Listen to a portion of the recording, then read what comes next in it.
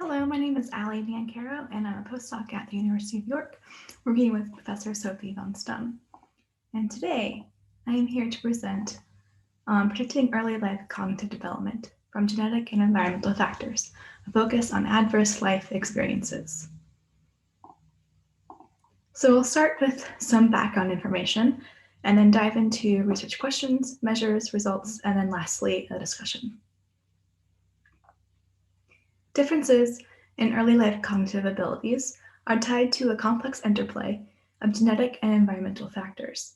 As early as 2 years of age, differences in cognitive development are apparent, with small disadvantages magnifying over time to produce achievement gaps by the end of schooling. And adverse life experiences, which may be influenced by genetics, compound these disadvantages. And here we used genome-wide polygenic scores for a measure of genetic influence. Genetic variance in complex traits like cognitive development is caused by many thousand single nucleotide polymorphisms, or SNPs, that are associated with the trait. And because these SNP associations have very small effect sizes, they're only detected in what we call genome-wide association studies, or GWAS, that have very large discovery samples. And the summary stats from GWAS can be used to compute person-specific GPS in any sample of genotype data by adding up all the person SNPs that are weighted by the strength of their association. And these summary stats from the GWAS are now available for several traits that are related to cognitive development. So, for example, years spent in education. And because genotypes remain largely unaltered across age, these GWAS results can actually be used to compute GPS to predict early life cognitive development. We know that children with poor cognitive development in early life often struggle at school, and they achieve lower grades by the end of compulsory schooling, which predict their further educational attainment. So this figure here is from a paper published by Sophie von Stum and colleagues back in 2019, and it shows the mean educational achievement at 4 ages for extremes of the genome-wide polygenic score for educational attainment and socioeconomic status.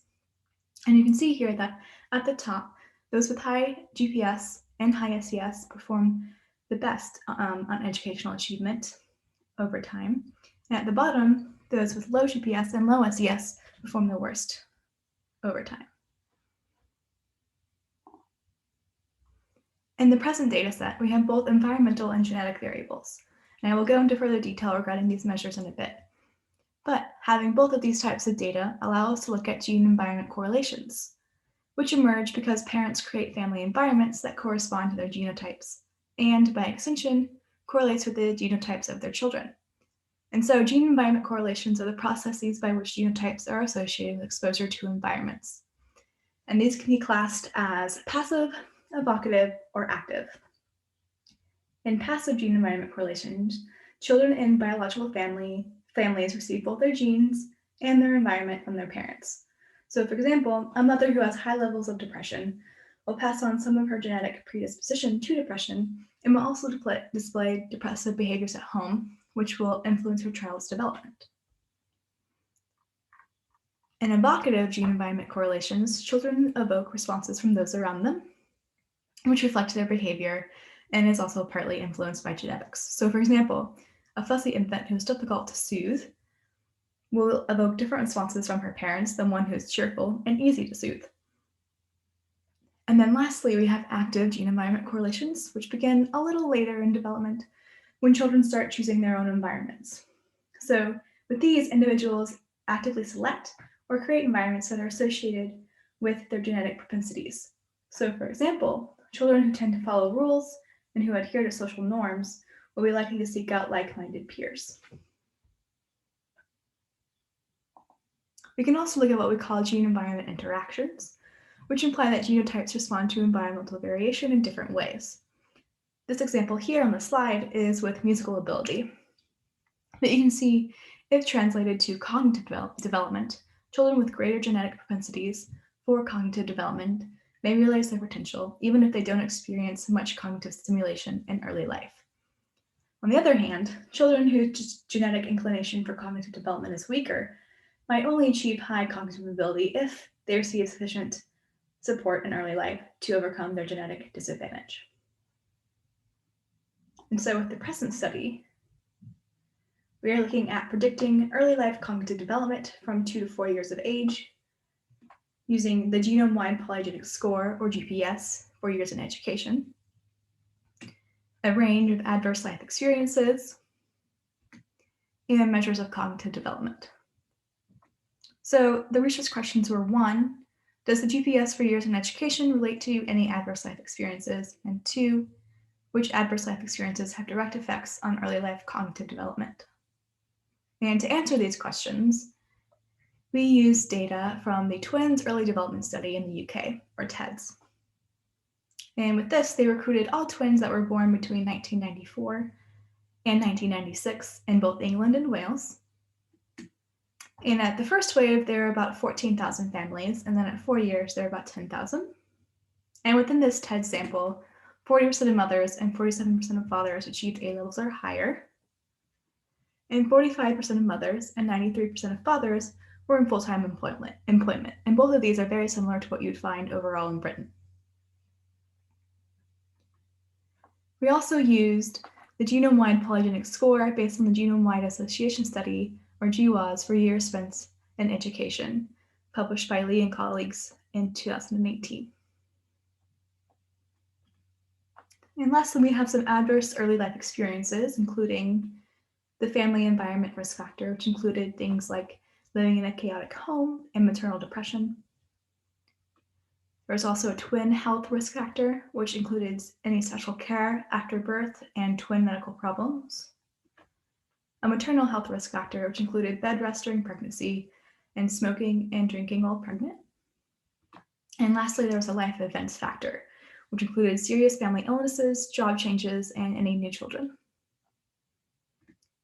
And for cognitive development, we used the Parent Report of Children's Abilities, or the PARCA, and this was divided into verbal ability, nonverbal ability, and general cognitive ability. So for the first research question, does the GPS for years in education relate to any adverse life experiences?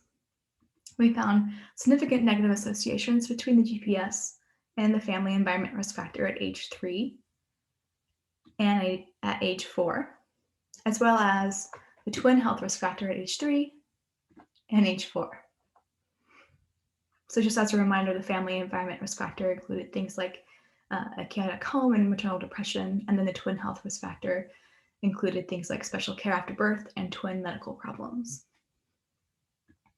We also wanted to see if the GPS predicted cognitive development in a series of regressions after controlling for the first 10 PCs, genotyping array, as well as the twins' age and sex, and we found that the GPS only significantly predicted verbal ability at age 4.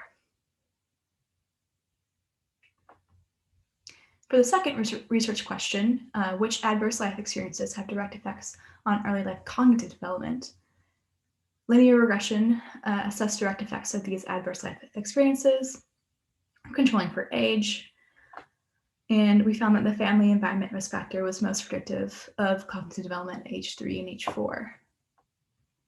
And looking at this further, this here shows our squared values of the family environment risk factor predicting cognitive outcomes at age 3 and age 4. Age 3 is in light blue, age 4 is in dark blue. And here we can see it accounts for slightly more of the variance in cognitive outcomes at age 4 than age 3, the most being with general cognitive ability. We also found that the twin health risk factor significantly predicted nonverbal ability at age 2.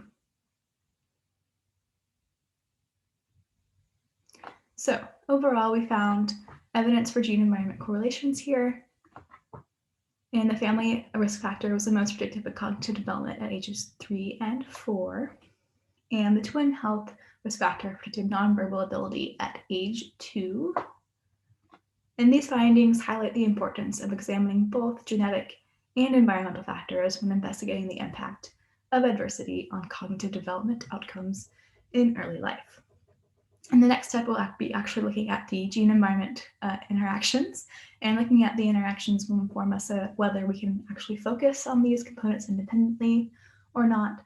and perhaps look at how improving environments themselves, such as the family environment and twin health, can improve children's cognitive outcomes. Thank you all very much.